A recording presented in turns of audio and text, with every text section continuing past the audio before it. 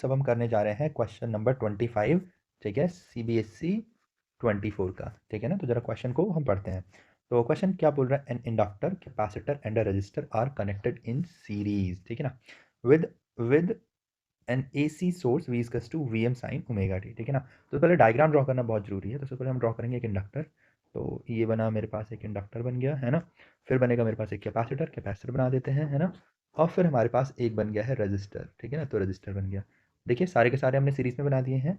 और इसको क्या कर रखा है, एक AC सोर्स के थ्रू हमने क्या कर दिया, कनेक्ट कर दिया। तो एक AC सोर्स हम यूं करके बना देते हैं, ठीक है। ठीक है, तो अब इसमें बोला है क्या, derive the expression for average power dissipated in the circuit, ठीक है। तो आप समझना इस चीज़ को, यहाँ पे मैं इसको मान लेता हूँ क्या, कि इसकी जो इंडक्टेंस होगी, अगर L है तो मैं इसे L लिख देता हूँ, इसकी कैपेसिटेंस C है, और इसका कितना है, रेजिस्टेंस R है, ठीक है। एंड यहाँ पे जो वोल्टेज दे रखी है वो दे रखी है VM साइन ओमेगा टी, ठीक है। तो आप देखो यहाँ पे इसके सोल्यूशन की बात करते हैं। तो पहला पार्ट क्या बोल रहा है कि आप इसका एवरेज का जो है, एवरेज पावर का आप जो है एक्सप्रेशन ड्रॉ करो, ठीक है ना। तो आपको पता है कि सबसे पहले आपको जो वोल्टेज दे रखा है आप लिख सकते हैं V equals to VM sine omega t होएगा, ठीक है। और वही बात अगर मैं करंट की बात करूं तो करंट को भी फिर मैं ऐसे लिख लेता हूं, IM sign omega T plus five, ठीक है ना। मैंने प्लस फाइव लिखा है, इसका मतलब ये है कि करंट को मैंने लीड करता हुआ दिखा रखा है, ठीक है। तो कुछ ऐसा सा मैंने मान लिया है, ठीक है। तो अगर मैं पावर की बात करूंगा तो आपको पता है पावर का फॉर्मूला जो होता है वो तो V इंटू आई होता है, ठीक है। तो मैं V यहाँ पे लिख देता हूँ, वो हो जाएगा VM साइन ओमेगा टी, ठीक है।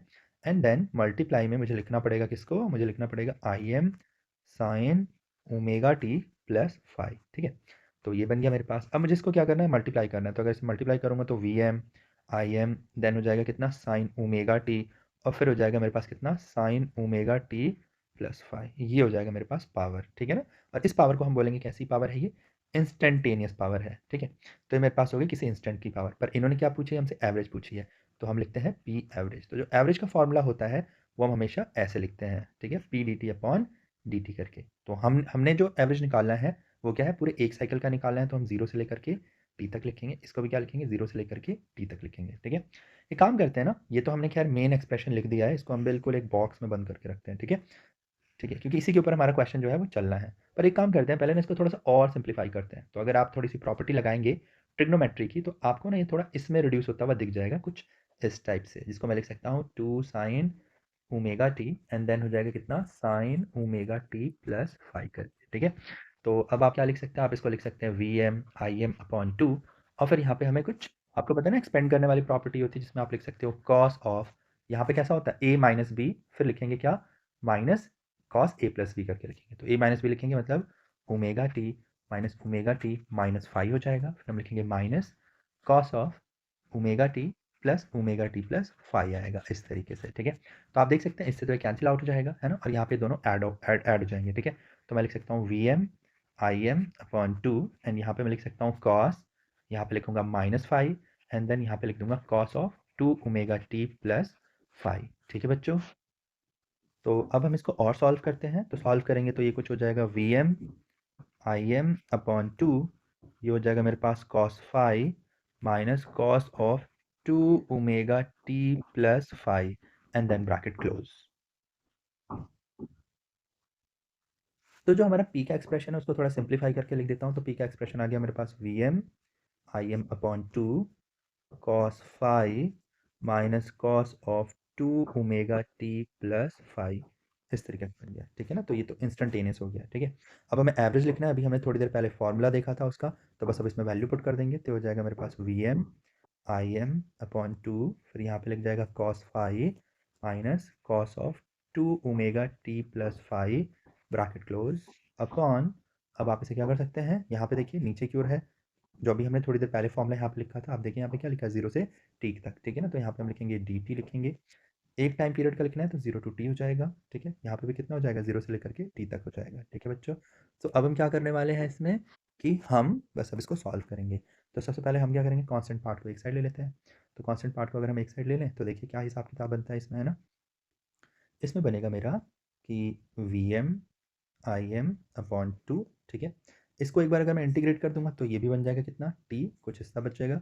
अब बात करते हैं इधर की ओर। तो इधर की ओर जो मुझे मिलेगा वो मुझे मिलेगा कॉस ऑफ, ठीक है ना। हमको क्या मिलेगा यहाँ पे, cos of five, and then यहाँ मिलेगा मुझे dt minus integration of cos of two omega T plus 5 और यहाँ पे मुझे मिलेगा कितना डी टी, ठीक है, फ्रॉम 0 टू टी, फ्रॉम 0 से टी तक, ठीक है ना।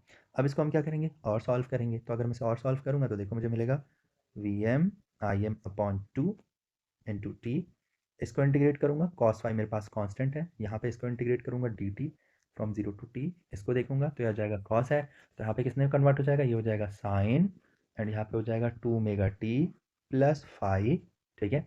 एंड आपको पता है इसके इंटीग्रेशन में मुझे और कुछ करना पड़ेगा, वो कितना होता है मेरे पास, वो हो जाएगा, एक काम करते हैं हम इसे अभी इंटीग्रेट नहीं करते हैं, ठीक है ना, अभी थोड़ा सा रुक के प्रॉपर फॉर्मेट बनाते हैं, because writing is also important, ठीक है। तो मैं इसको हटा देता हूँ अभी मैं, एंड मैं इसको लिख देता हूँ integration cos of two omega T plus five into d t, इस तरीके से मैंने इसको लिख दिया, ठीक है।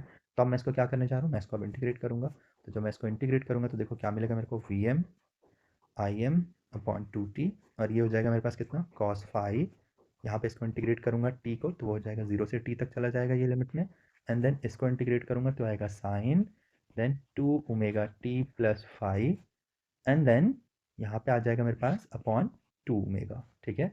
ये आ जाएगा, इसमें मुझे लिमिट पुट करनी होगी फ्रॉम 0 से लेके टी तक, ठीक है। तो this is how we are going to put the limit, तो हो जाएगा V M I M two T, and then यहाँ पे आएगा कितना कॉस फाइव के साथ यहाँ लिख दूंगा टी माइनस, यहाँ पे हो जाएगा वन अपॉइंट टू ओमेगा, यहाँ पे वैल्यू पुट करते हैं तो हो जाएगा मेरे पास sine of two omega capital T plus five minus of sine five, ठीक है।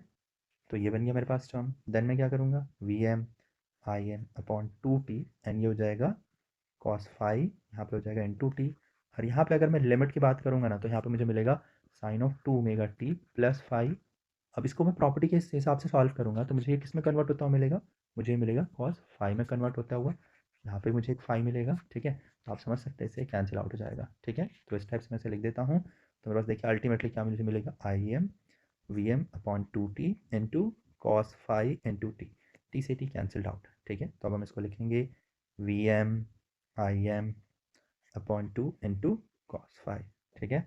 तो ये मेरे पास हो जाएगा पावर एवरेज का एक्सप्रेशन, ठीक है बच्चों। ठीक है, तो हम इसको ऐसा लिख सकते हैं, और क्या क्या लिख सकते हैं, तो आपको पता है v अगर मैं आर एम एस की बात करूंगा तो मेरे पास v maximum upon root two हो जाता है, ऐसे अगर मैं आई आर एम एस की बात करूंगा तो वो मेरे पास i maximum upon root two हो जाता है। तो मैं चाहूँ तो पावर एवरेज को मैं ऐसे भी लिख सकता हूँ, कैसे, I R M S into V R M S into cos five, ठीक है ना। आप देखो ना, इसको आप ऐसे कन्वर्ट कर सकते हो, V M upon root two into I M upon root two into cos five, इस तरीके से मैं चाहूँ तो इसे कन्वर्ट कर सकता हूँ, ठीक है ना।